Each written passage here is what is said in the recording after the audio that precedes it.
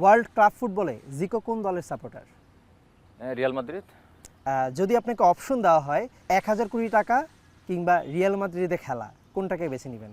অবশ্যই Real Madrid. 1,000 কোটি টাকা কিন্তু অনেক। অনেক টাকা, ঠিক আছে, রিয়াল মাদ্রিদে খেলতে পারলে এর থেকে আমি আরও টাকা দ্বিগুণ কামাইতে পারবো।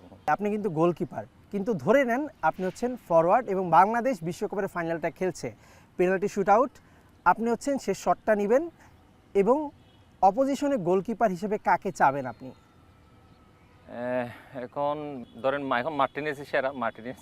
তার মানে লিওনেল মেসির দলকে হারিয়ে বাংলাদেশ একদিন বিশ্বকাপ জিতবে সেই স্বপ্ন নিশ্চয়ই দেখেন। হ্যাঁ, অবশ্যই দেখি। আর ধরেন আর্জেন্টিনার সমর্থক কিন্তু বাংলাদেশে অনেক, তো আর্জেন্টিনাও ওই মেসি বা অন্যান্য প্লেয়ার সবাইও জানে যে বাংলাদেশের সাপোর্টার অনেক আছে। তো যদি বাংলাদেশ ওয়ার্ল্ড কাপে গেলে আমি মনে করি আর্জেন্টিনাও বাংলাদেশ সাপোর্ট করবে, তো ওরাও চাইবে আমরা ওয়ার্ল্ড কাপ জিতি।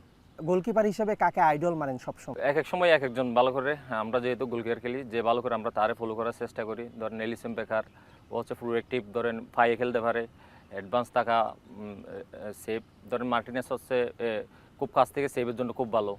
তো এখন ধরেন মার্টিনেস, এলিসন বেকার এদের খেলা দেখি, যেমন নয়ার, ও কিন্তু আগে থেকে বলছি ও আমার আইডল ছিল, কিন্তু এখনও যে যে ভালো খেলে। তো এই তিনজনের মধ্যে আমার এখন ওদের ফলো করি আমি এখন। অনেক খেলোয়াড়রা কিন্তু খেলোয়াড়ি জীবন শেষ করে এখন রাজনীতির ময়দানে আছেন, অনেকেই সংসদ সদস্য হয়েছেন।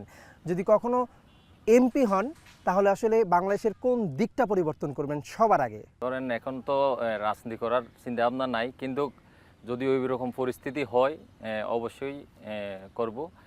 এমপি অনেকে আছে যে দেখবেন যে গরিব দুঃখীর কাছে যায় না, কথা শুনতে চায় না, কিন্তু আমি চাইবো গরিব দুঃখীর মাঝে গিয়েই ওদের কথা শুনবো এবং ওদের কি কি দরকার এই জিনিসগুলো আমি প্রায়োরিটি দিব।